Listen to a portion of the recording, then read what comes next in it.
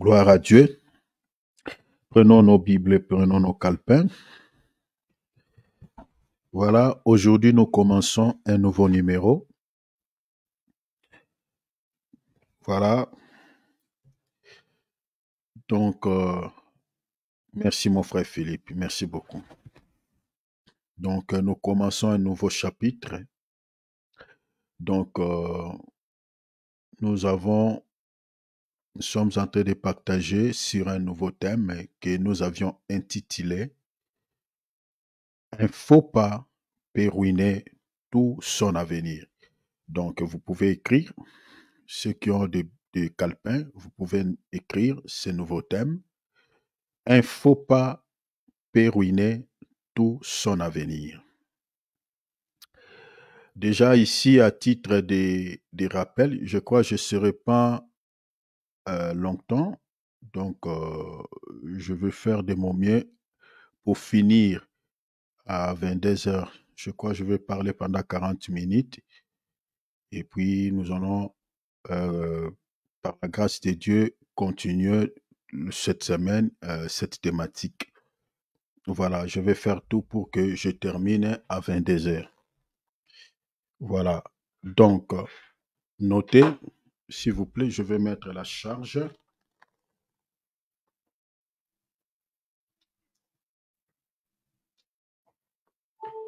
Voilà, c'est fait. Donc, je dis, notre thème est intitulé Un faux pas peut ruiner tout son avenir. Donc, ici, je suis en train déjà de nous dire d'entrée de jeu que ne soyez pas scandalisés par rapport à ce qui va être dit par rapport à cette thématique. Peut-être il y a certaines choses qu'on dira, ça peut choquer. Peut-être certaines personnes, ça peut léser certaines personnes parmi nous. Mais ne soyez pas choqués. Nous n'avons pas la force contre la vérité. Nous n'avons que pour la vérité. Parce que la Bible dit, à la loi et au témoignage, si on ne parle pas ainsi, le peuple ne sera pas éclairé. Il n'y aura pas l'aurore pour le peuple. L'aurore, c'est la lumière. C'est-à-dire, nous devons exposer toute la vérité aux enfants de Dieu pour que les enfants de Dieu sachent comment doivent marcher dans ce monde qui est rempli de mauvaises choses. Il y a des choses que nous allons dire, ça peut peut-être léser certaines personnes parce que tel que nous sommes là, tous nous avons commis des erreurs dans la vie. Nous avons commis des erreurs. Si ces erreurs-là, peut-être sont irréparables, parce qu'il y a des erreurs qui sont irréparables, qu'on ne peut réparer. C'est déjà fait, et puis c'est fini. Mais nous parlons du moins pour nos enfants, pour la génération peut-être ou certaines personnes qui n'ont pas encore commis ces erreurs, pour qu'ils sachent comment doivent-ils marcher. Donc, ne soyez pas choqués par rapport à ce que nous allons dire.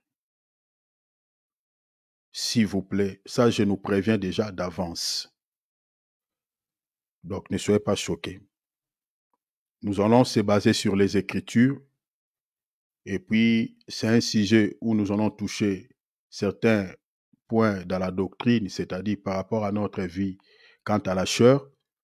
Et puis nous allons toucher aussi, si le Seigneur veut, quelques portions révélationnelles.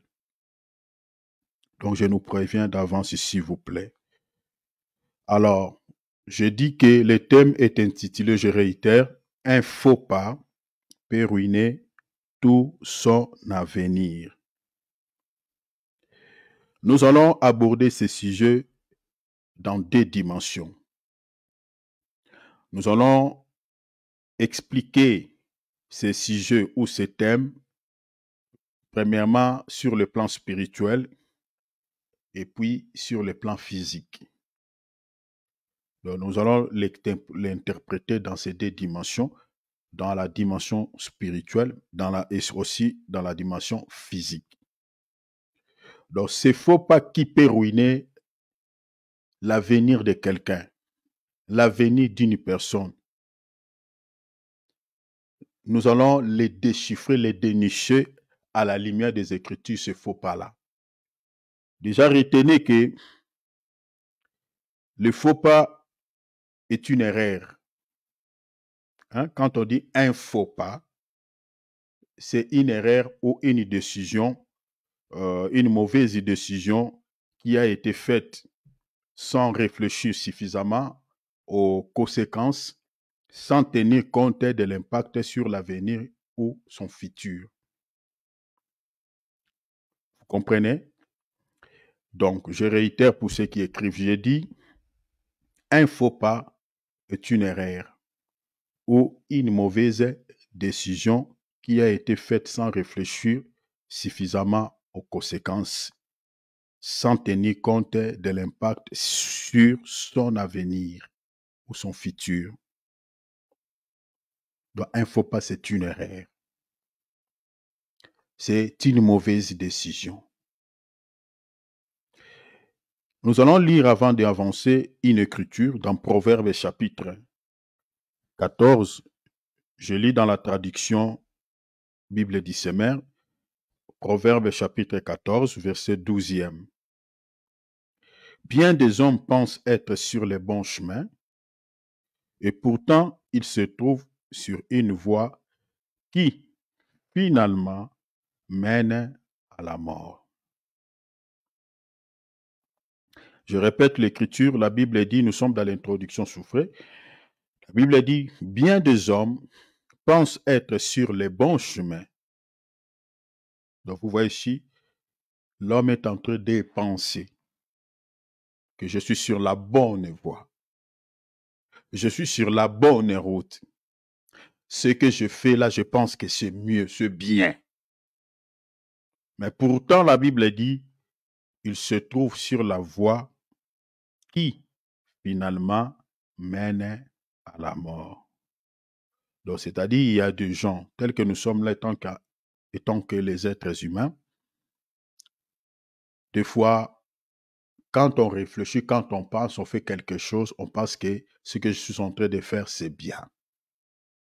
Nous allons dénicher, nous allons expliquer, donner quelques exemples, comment l'homme réfléchit. Quand on réfléchit, on pense, on est en train de réaliser quelque chose, on a la certitude que ce que je fais, c'est bien, que je suis sur la bonne voie, je suis sur le bon chemin, mais au final, on se retrouve peut-être dans une situation très compliquée, dans une situation qu'on n'avait pas imaginée. Souvent, il y a certaines personnes, après avoir peut-être commis une erreur, ils disent, Seigneur, qu'est-ce qui m'avait pris? Certaines personnes disent, oh là là, si je savais. Donc, c'est-à-dire, on ne savait pas. Avant, quand on était en train de faire cette chose-là, on croyait que je suis dans les bons, que je suis vraiment sur la bonne route. Mais au final, les résultats qu'on reçoit, ce n'est pas ce qu'on entendait. Moi, j'ai toujours dit, l'homme, quand vous voyez quelqu'un dans votre quartier en train de demander une adresse, en train de demander une avenue, parce qu'il le perdit, en réalité, la personne ne s'est pas perdue là où il est en train de chercher l'adresse, mais la personne s'est perdue tout au début, c'est-à-dire au départ. Donc, on ne se perd pas sur la route, c'est-à-dire dans le chemin, mais on se perd au départ, au lieu du départ. Vous comprenez? tout au débit. Beaucoup de soucis que nous avons dans la vie, la majorité de ces soucis, c'est souvent des erreurs que nous avons commises dans le passé. Ce sont des erreurs commises dans le passé.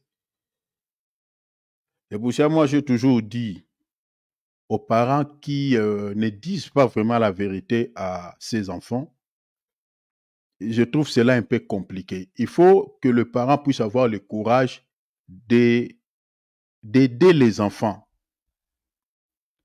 à expliquer aux enfants les erreurs qu'ils ont commises. Parce que je vous donnerai ici des grandes lignes. Parmi les grandes lignes que j'ai énumérées, nous allons aussi étudier sur les erreurs de nos pères. Ça fait partie des grandes lignes. Les erreurs de nos pères, les erreurs de nos parents. Et ils ont commis les erreurs dans la vie. Au lieu de nous dire que, hey, mes enfants, attention, regarde, la vie est comme ça et comme ça. Le chemin que vous avez emprunté là, regardez ce qui vous attend demain.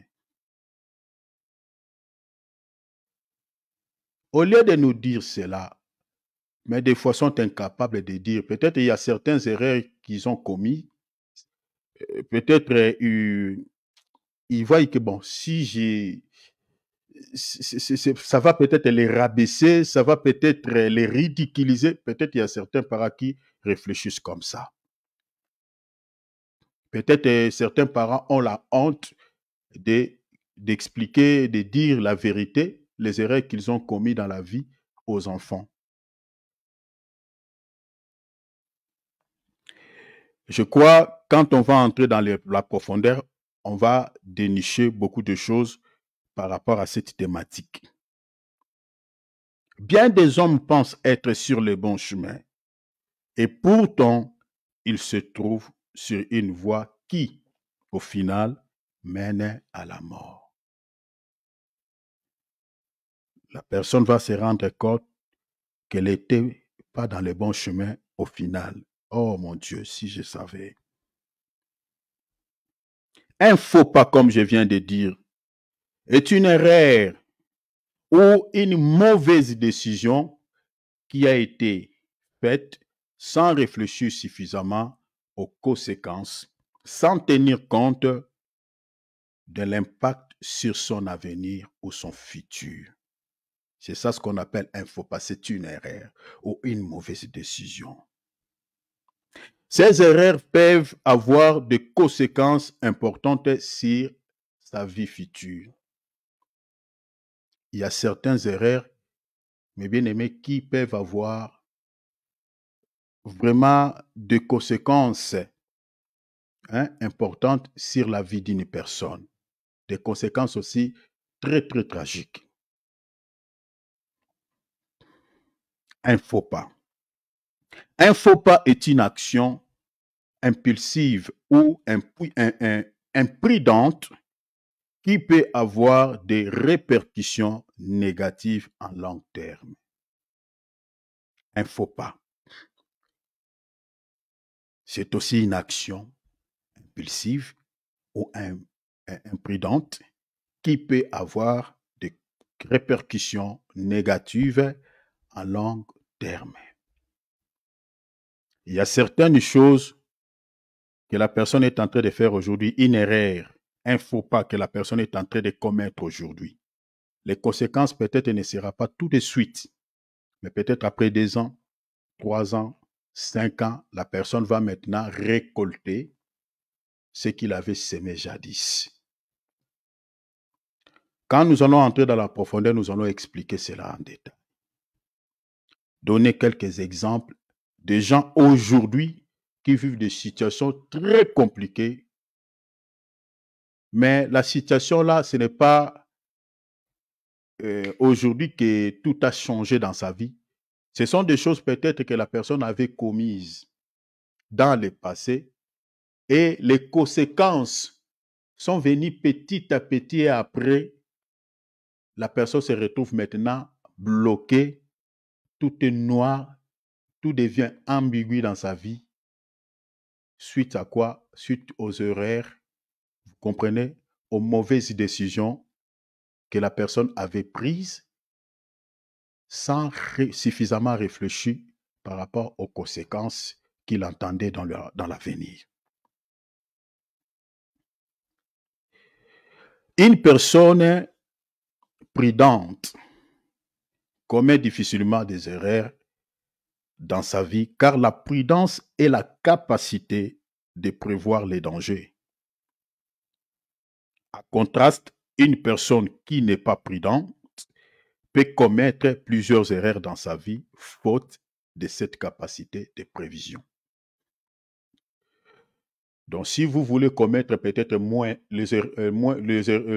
plutôt commettre moins des erreurs dans la vie, la seule outil, vous comprenez, la seule chose qui vous permettra de commettre moins les erreurs dans la vie, c'est seulement d'être prudent. La prudence.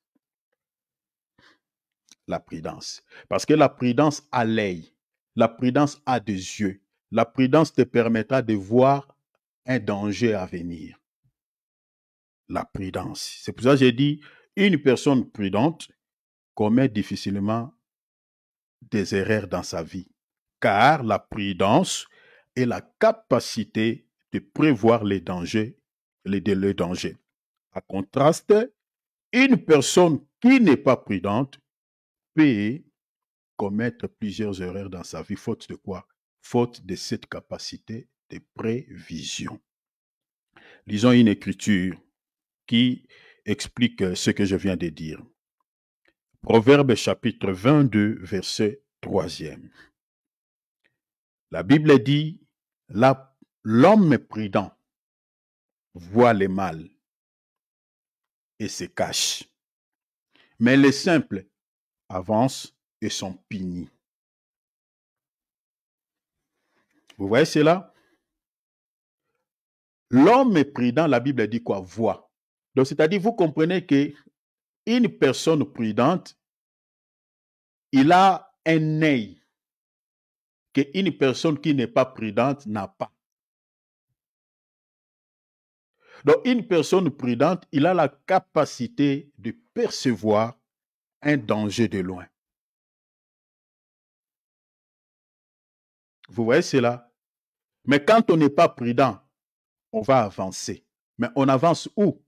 On avance vers sa perte. On avance où? On avance vers sa mort. On avance où? On avance vers sa destruction. C'est ça ce que le texte dit. Mais les simples avancent. Mais au final, la Bible dit sont punis. La punition ici, c'est la conséquence de l'imprudence. C'est ça ce qui est dit ici. C'est les conséquences de l'imprudence qui fait que la personne soit punie. Pourquoi? Parce que il s'est avancé vers quoi? Vers sa perte, vers la ruine. Mais une personne prudente, lorsqu'il essaye d'avancer et qu'il trouve déjà que cette voie que j'ai empruntée, je trouve déjà que c'est comme s'il y a quelque chose qui cloche. Il peut directement prendre des précautions pour ne plus avancer, pour voir maintenant, peut-être regarder un peu de loin ou observer. Mais quand on n'est pas prudent, du coup, on va avancer et on va se retrouver peut-être dans une situation qui sera tellement compliquée et on aura peut-être du mal à reculer. Et on va accepter cette situation. Il y a beaucoup de gens aujourd'hui qui acceptent de vivre dans certaines situations, dans certaines conditions, parce qu'il n'a pas le choix. Parce qu'il a tellement avancé et il a du mal maintenant à reculer pour pouvoir recommencer peut-être encore de nouveau la vie. Il accepte cette condition. On va expliquer, donner quelques exemples. Quand je prenais déjà vos calepins, vous allez noter des grandes lignes. C'est pour ça que j'ai dit, en tout cas, soyez forts. Parce que je vais dire des choses ici. Je crois que chacun de nous va se retrouver. Ça peut peut-être faire tellement mal, mais accepte cela. Parce que si on ne parlait pas ainsi, il n'y aura pas l'aurore pour certaines personnes.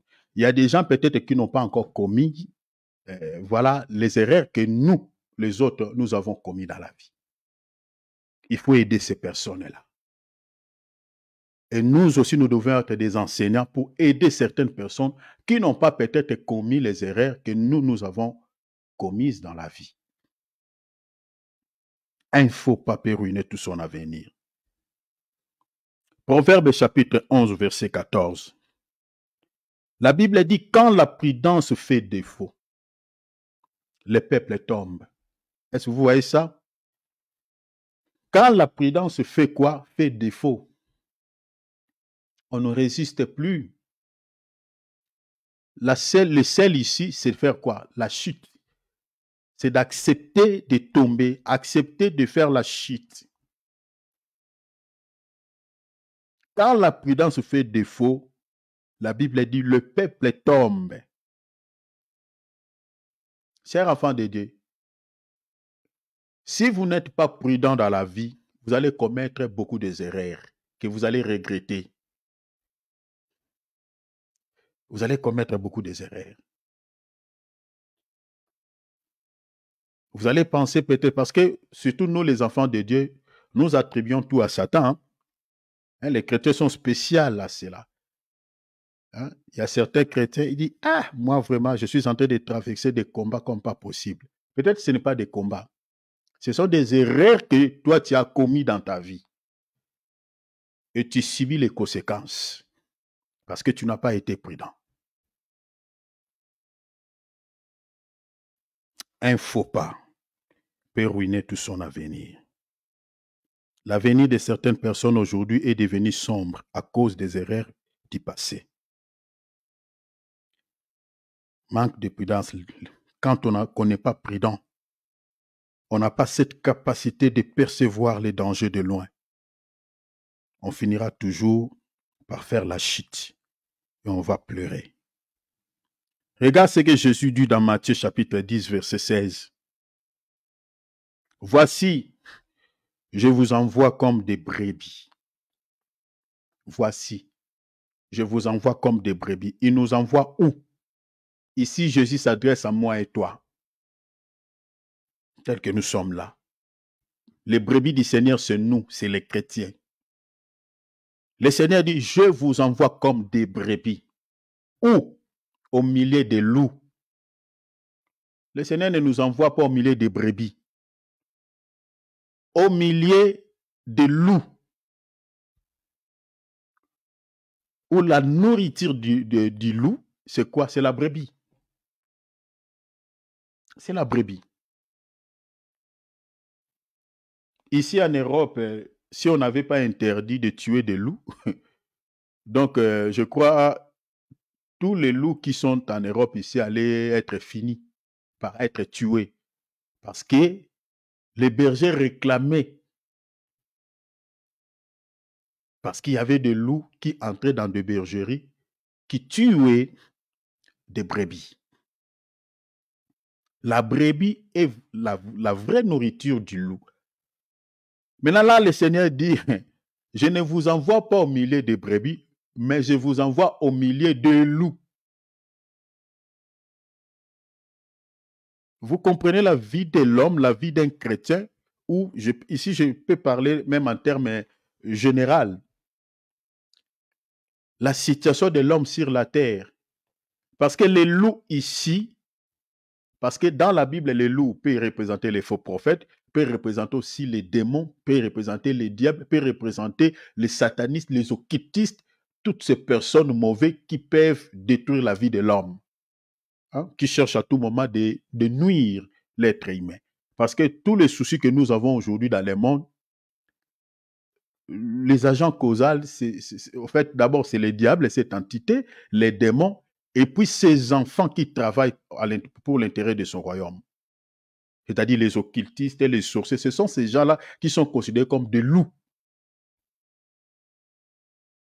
L'objectif, c'est quoi? C'est de tuer la brebis.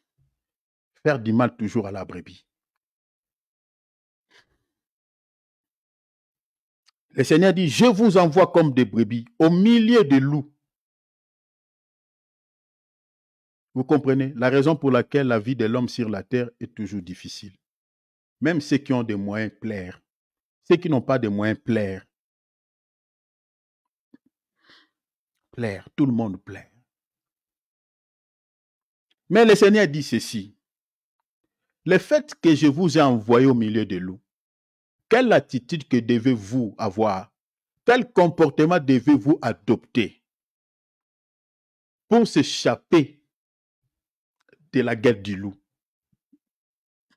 Pour pouvoir être épargné des loups. Le Seigneur dit, soyez donc prudents. La prudence. Prudent. Or, Proverbe dit, la prière, c'est une capacité de pouvoir voir quoi? Voir de loin, percevoir de loin. L'écriture que je vous ai donnée, Proverbe 22, 3. L'homme prudent voit le mal. C'est-à-dire, nous sommes environnés de loups. Mais le Seigneur dit, soyez prudents. C'est-à-dire, la prudence te permettra de voir le loup qui vient de loin. De percevoir les dangers, parce que les loups, tu peux les remplacer même par un danger. Par une conséquence néfaste que tu peux subir dans la vie. Parce que souvent, quand on réalise un projet, souvent, quand on fait quelque chose, personne ne dira que j'attends une réponse ou un résultat négatif. Quand on fait quelque chose, tout le monde attend toujours un résultat positif. Mais des fois, on ne se rend pas compte, on se retrouve à un résultat fiasco négatif et on est déçu. Mais si on est prudent, on peut voir que ce que je suis en train de faire là, en tout cas, les résultats ne seront pas positifs. On peut déjà changer les données. Pour ne pas recevoir au final un résultat négatif. Le Seigneur dit, soyez donc prudents. La prudence te permettra de voir le loup, de voir les dangers, de voir que là, la voie que j'ai empruntée, en tout cas, là-bas, devant moi, il n'y a pas de bonnes choses. Il dit, prudent comme les serpents et simple comme la colombe.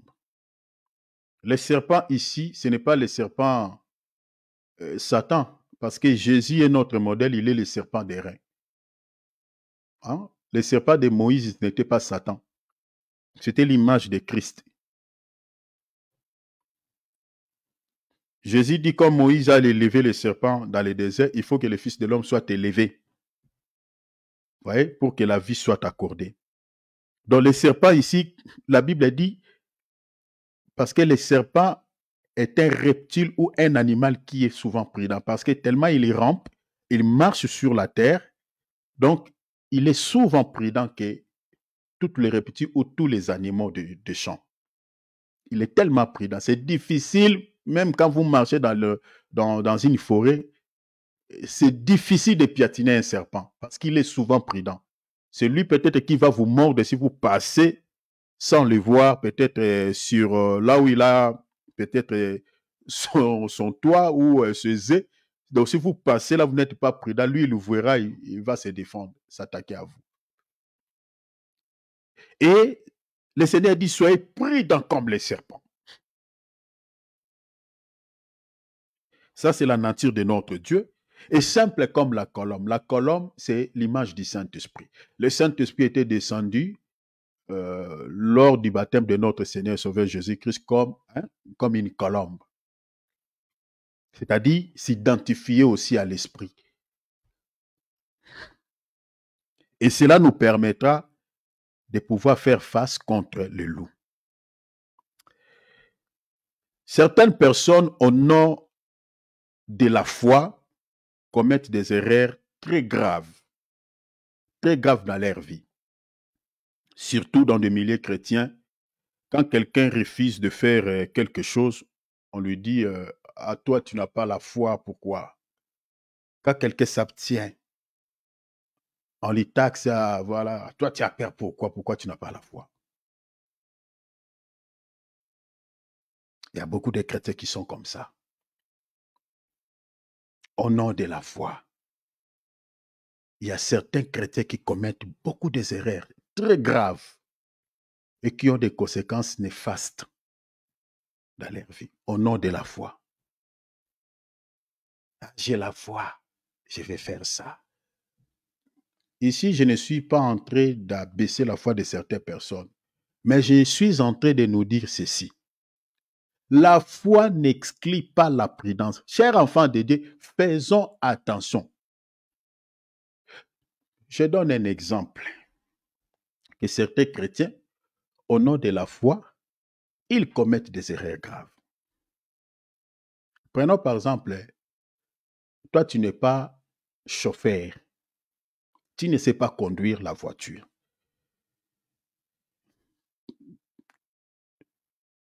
Quelqu'un a laissé, ou soit ton ami a laissé la voiture là, toi tu dis au nom de Jésus, je vais conduire ça, donne-moi la clé. Tu as fait tes prières, Seigneur, tout ça, tu as dit, voilà, c'est par la foi que vous allez faire ceci, tu as fait tes déclarations. Tu dis, je vais conduire ça au nom de la foi. Vous entrez dans la voiture, vous démarrez la voiture par la 4e vitesse et vous vous retrouvez dans un ravin ou je ne sais pas où, vous êtes mort.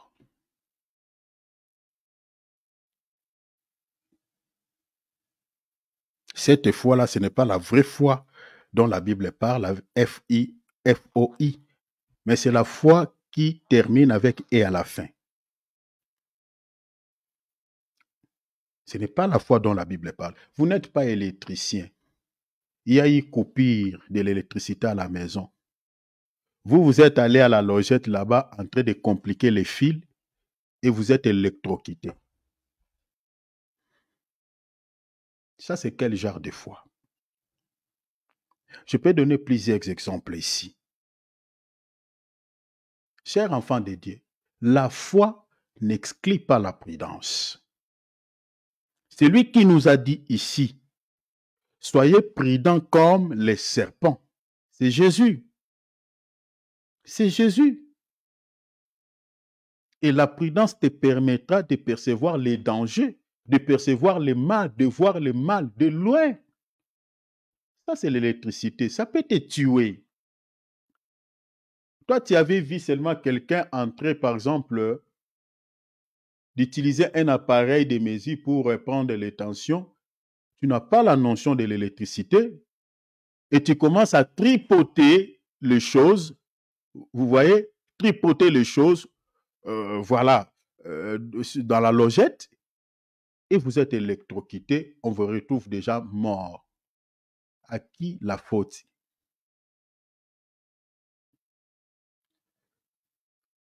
Chers enfants de Dieu, la foi n'exclut pas la prudence. Si nous voulons commettre moins les erreurs dans la vie, mes bien-aimés, il faut, mes bien-aimés, avoir la prudence. Demandez à Dieu cette capacité. Vous savez, la Bible dit dans le livre, l'Épître aux Éphésiens, chapitre 6, si vous lisez par exemple à partir du verset 11, la Bible dit, revêtez-vous de toutes les armes de Dieu, afin de faire quoi? Afin de se tenir ferme, vous comprenez? Afin de, attends, j'aimerais lire ça, Éphésiens, j'aimerais lire ça, souffrez Éphésiens, prenons Éphésiens, regardez ce que la Bible dit ici. Éphésiens chapitre 6, hein? Je prends Éphésiens. Regardez ce que le texte dit.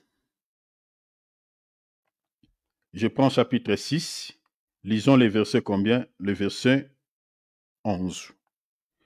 La Bible dit ceci. Revêtez-vous de toutes les armes de Dieu afin de pouvoir tenir ferme contre quoi? Contre les rises du diable. La seule arme qui peut t'aider à vaincre les rises du diable, c'est la prudence. C'est la prudence. Par défaut de prudence, Adam ou Ève avaient consenti à écouter les mensonges de l'ennemi et vous connaissez la suite. Par défaut de prudence. L'ennemi était venu avec ruse. Mais notre parent n'était pas prudent. Il a donné son oreille à l'ennemi. Les conséquences par la suite étaient très tragiques. La seule arme qui peut vous donner la victoire à Satan contre ses ruses, c'est la prudence. La prudence est une arme qui vous aidera de pouvoir faire face contre les ruses. Il y a certaines personnes qui nous environnent qui viennent avec la ruse. Mais comment pouvez-vous s'échapper à ces mauvaises personnes? Vous êtes un homme, une femme qui s'approche de vous. Vous êtes une femme, un homme qui s'approche de vous. Si il vient ou elle vient, il utilise la ruse. Pourquoi? Parce que la ruse, c'est une sagesse. Au fait, c'est le contraire de la sagesse. Vous voyez? Donc, quelqu'un qui utilise la ruse pour pouvoir recevoir quelque chose peut-être de précieux chez vous, comme l'ennemi avait fait. L'ennemi a récupéré quelque chose qui était utile chez Adam. La chose qui était utile chez Adam, c'était quoi? C'était l'autorité que Dieu leur avait donnée. L'homme avait perdu cette autorité dans le jardin à cause de quoi? À cause par manque de prudence. L'homme, il a perdu son autorité. Souvent, certaines personnes reprennent conscience après quoi? Après avoir commis l'erreur, vous comprenez? Commis l'erreur et qu'elles se retrouvent déjà par terre. Vous voyez? Il y a certaines personnes qui sont comme ça. Après avoir commis une faute, après avoir pris une mauvaise décision, sa conscience va revenir après avoir commis déjà une erreur, pris déjà une mauvaise décision et qu'elle se retrouve déjà par terre. Là, la conscience va revenir. Ah, pourquoi? Une erreur peut compromettre l'ensemble de son avenir. Une mauvaise décision peut compromettre l'ensemble de l'avenir d'une personne. Mais regardez, j'aimerais d'abord que nous puissions lire une écriture. Je vais nous donner des grandes lignes et puis je vais m'atteler là. Je nous donnerai des grandes lignes. Par la grâce de Dieu, le mercredi, on va dénicher maintenant chaque grande ligne. Mais lisons d'abord une écriture. 1 Jean chapitre 4, verset 6e. 1 Jean, l'épître de 1 Jean chapitre 4, verset 6e. La Bible dit ceci. Nous sommes des dieux. Celui qui connaît Dieu nous écoute. Celui qui ne connaît pas Dieu ne nous écoute pas. Donc vous comprenez que pour que les gens puissent nous écouter, que cette personne-là doit avoir la connaissance d'abord de Dieu. Qui connaît Dieu doit connaître Dieu.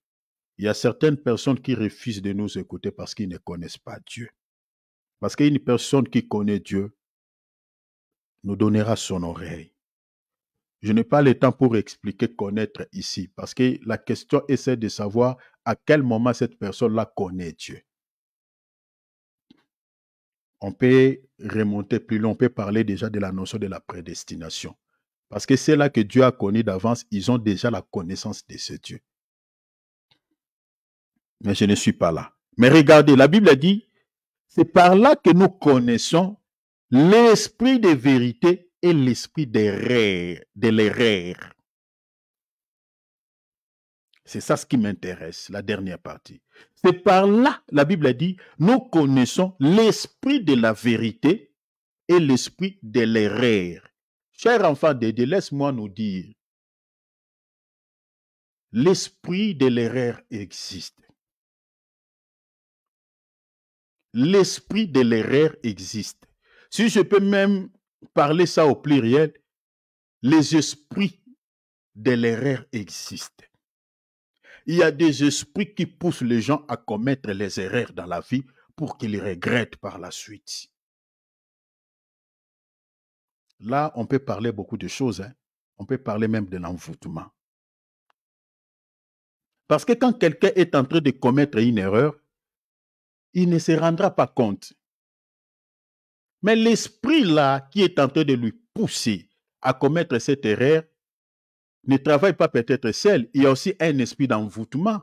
L'esprit d'envoûtement, c'est-à-dire le yeux de la personne est aveuglé ou la conscience de la personne est dans le noir. Il ne comprend pas ce qu'il est en train de faire. Il y a des gens qui commettent des erreurs dans la vie ou qui ont commis des erreurs dans la vie, non parce qu'ils avaient voulu le faire, mais parce que l'ennemi était derrière. Parce que l'ennemi était derrière. Certaines erreurs que certaines personnes ont commises dans la vie, ce n'est pas parce qu'ils avaient envie, parce qu'ils voulaient commettre ça, mais parce qu'il y avait un esprit d'erreur qui était derrière. Vous savez que les esprits d'échec aussi existent. C'est-à-dire l'esprit est en train de pousser quelqu'un à commettre l'erreur afin qu'il échoue. Il y a l'intelligence de certaines personnes qui sont bloquées. Pourquoi le diable a bloqué son intelligence? Pour que cette personne commette les erreurs dans la vie afin qu'il échoue, tout le temps qu'il échoue.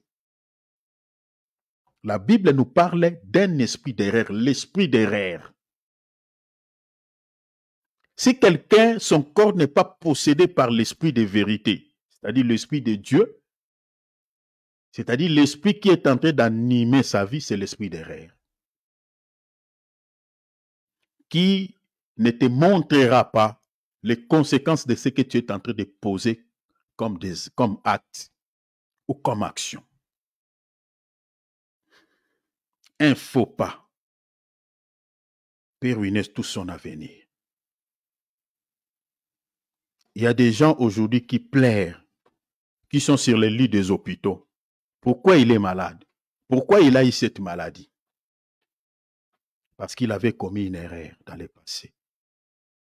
Et aujourd'hui, il est en train de vivre quoi? De subir les conséquences. Il pleure. Il pleure. Il pleure.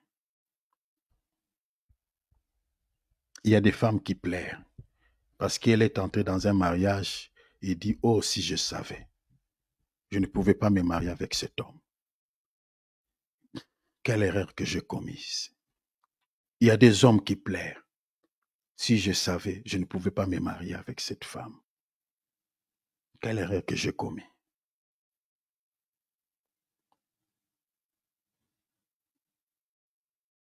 Je parlerai des grandes lignes ici, vous allez commettre. Vous allez comprendre ce faux pas dont nous sommes en train de parler. Il y a des erreurs dans la vie qu'il ne faut jamais commettre.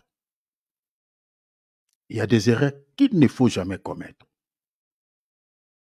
Certains actes ne devraient plutôt jamais être posés. Certaines actions ne pouvaient jamais être posées, car les conséquences peuvent être lourdes à supporter, voire même irréparables. Il y a certains actes, certaines erreurs qu'il ne faut jamais commettre dans la vie. Pourquoi? Parce que certains actes ou certaines erreurs commises dans la vie, les conséquences peuvent être tellement lourdes, même irréparables. Je prends un exemple pour que vous puissiez me comprendre. Il y a certaines erreurs qui sont irréparables, certains actes que vous avez commis dans la vie, les conséquences deviennent irréparables. Je prends le cas d'une sœur qui était vierge, qui a perdu sa virginité par l'impudicité. Même aujourd'hui, elle est dans le Seigneur. Cette erreur qu'elle a commise dans sa vie, de donner son corps à quelqu'un qui n'était pas l'homme de sa vie, cette erreur ne sera plus jamais réparée. Elle a perdu sa virginité, c'est fini. C'est fini. Une femme, par exemple, qui a fait des avortements, et qu'elle a pris des médicaments qui ont détruit sa matrice, c'est fichu. Comment tu peux réparer parce que c'est fini? La matrice est brûlée.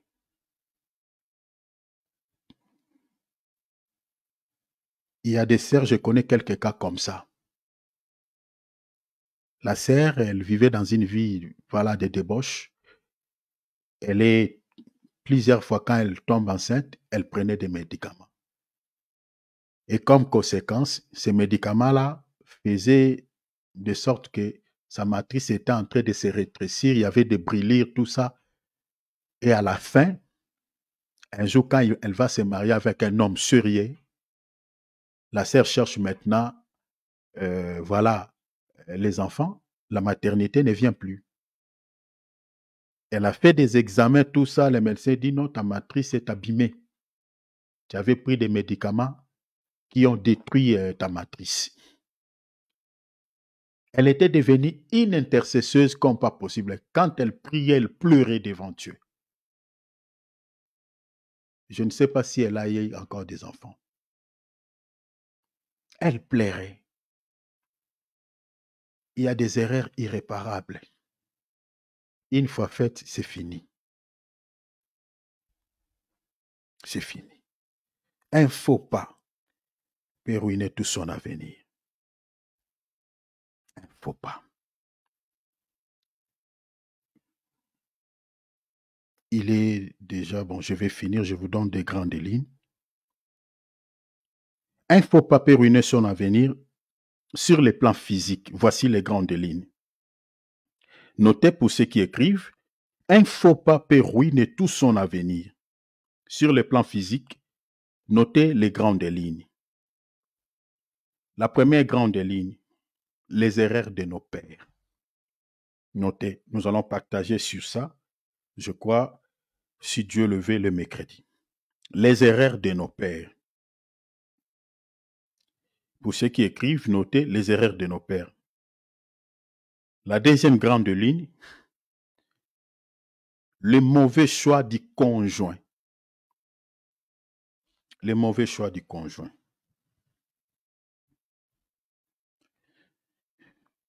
Troisième grande ligne, les rapports sexuels hors mariage.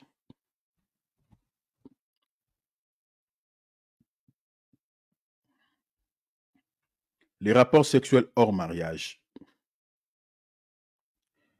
Quatrième grande ligne, l'avortement dans les mariages et hors mariage. L'avortement dans les mariages et hors mariage. Cinquième point, les divorces. Les divorces. Sixième point, une mauvaise décision financière. Une mauvaise décision financière.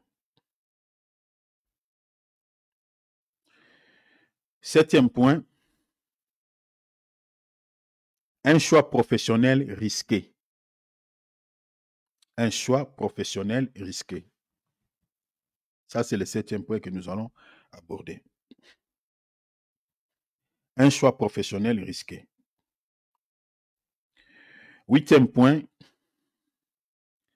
une action moralement répréhensible peut entraîner des résultats négatifs à long terme. Je répète pour ceux qui écrivent, une action moralement répréhensible peuvent entraîner des résultats négatifs à long terme. Je réitère, je dis une action moralement répréhensible peuvent entraîner des résultats négatifs à long terme. Ça, c'est le 8e point. On expliquera toutes ces choses à la lumière des Écritures. 9e point, les biens mal acquis n'ont pas d'avenir. Les biens mal acquis n'ont pas d'avenir. Ça, c'est le 9e point.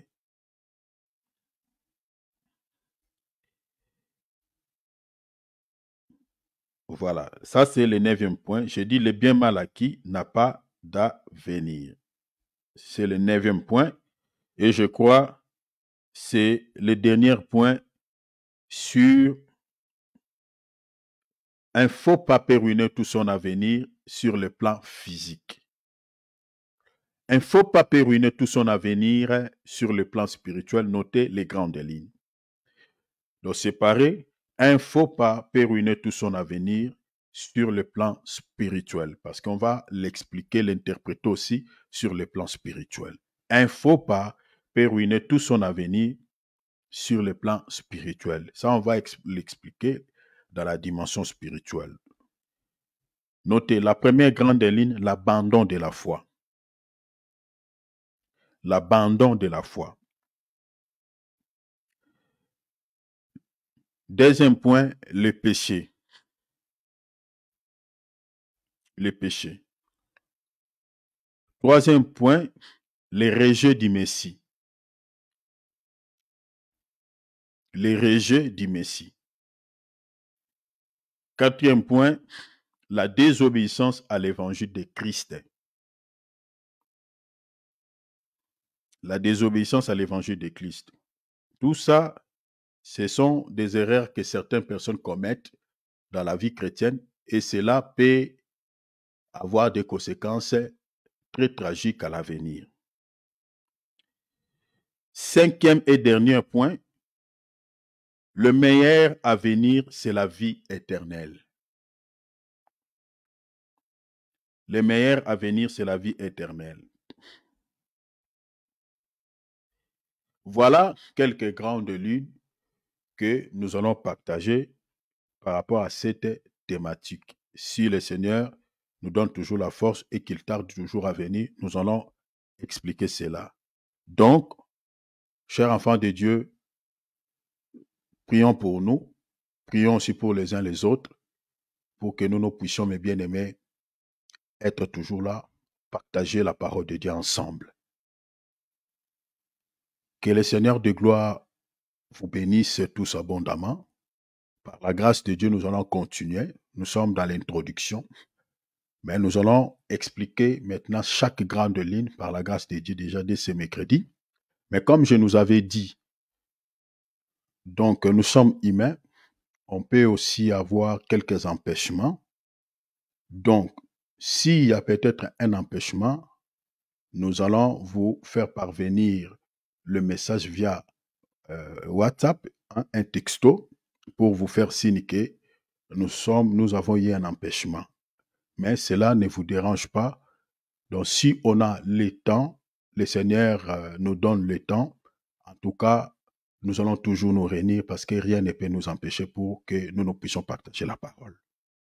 Mais si vous voyez que nous ne vous avons pas envoyé un message, c'est qu'il y aura la rencontre. Donc, nous allons nous réunir. Donc, retenez ça comme ça. S'il n'y a pas un message, on ne vous envoie pas un message, c'est qu'il y a la réunion. S'il n'y a pas la réunion, on vous verra le message via WhatsApp. Sinon, le Seigneur Jésus-Christ vous bénisse. Que cette nouvelle année soit une année de bénédictions, de grandes bénédictions, où la porte du ciel sera ouverte et que la grâce de Dieu couleront sur les têtes de chacun d'entre vous, au nom de Jésus-Christ. Je prie le Seigneur, que le Seigneur vous accompagne tout au long de cette année. Et que cette année soit une année de réjouissance, une année de paix, une année de miracles, une année de prospérité et une année où vous allez plus s'attacher à Jésus parce qu'il revient. Nous allons prier. Ouvrons nos micros. Demandons à Jésus la grâce. Dis, Seigneur, aidez-moi. Seigneur, à être un homme prudent, à être une femme prudente, afin que, Seigneur, je commette moins les erreurs dans la vie. J'ai compris que ce n'est par défaut, par manque de prudence, Seigneur, nous commettons les erreurs. On n'a pas la capacité de percevoir de loin, Seigneur. Seigneur, donne-moi cette capacité d'être prudent. Donne-moi cette capacité de voir le mal de loin. Aidez-moi, Seigneur, s'il te plaît. Parce que ta parole dit, tu nous envoies au milieu de loups, mais tu nous demandes d'être prudent. Seigneur, donne-moi ces qualités. Donne-moi cette potentialité. Afin que, Seigneur, je commette moins les erreurs. Afin que je ne prenne pas de mauvaises décisions dans la vie. Seigneur, et après je vais regretter. Seigneur, aidez-moi, s'il te plaît. Prions au nom de Jésus. Prions, alléluia, alléluia. Notre Dieu. Oh, le roi de gloire. Nous avons compris, Père, lorsque la prudence fait défaut, Seigneur, on tombe. On tombe. On se retrouve, Seigneur, par terre. Parce que, Seigneur, la prudence fait défaut. Parce que la prudence fait défaut. Mais tu nous recommandes, tu dis, soyez prudents, parce que vous êtes environnés de loups. Vous êtes entourés de loups. Oh, Seigneur, nous vivons dans ce monde où nous sommes entourés de loups. Nous vivons dans ce monde où nous sommes environnés de loups. La prière que je t'adresse, aidez mon frère, aidez ma sœur d'être prudent au nom de Jésus, afin que, Seigneur, quand le loup viendra, que nous puissions avoir la capacité de le voir de loin, de le percevoir de loin, afin de prendre déjà des précautions. Comment on peut s'échapper, Seigneur, de ce loup? Oh notre Dieu, aujourd'hui, Seigneur, nous pleurons parce que nous avons commis des erreurs, Seigneur, dans le passé. Et ces erreurs nous ont rattrapés, Seigneur, dans le futur. Et aujourd'hui, Seigneur, nous sommes en train de pleurer. Nous sommes en train de dire, Seigneur, si je savais, je ne pouvais pas commettre ces erreurs. Mais la prière que je t'adresse, Seigneur, je sais que tu es le réparateur de brèches. Là où nous avons échoué, les erreurs, Seigneur, qui nous maintiennent, Seigneur, dans des situations auxquelles on se retrouve maintenant.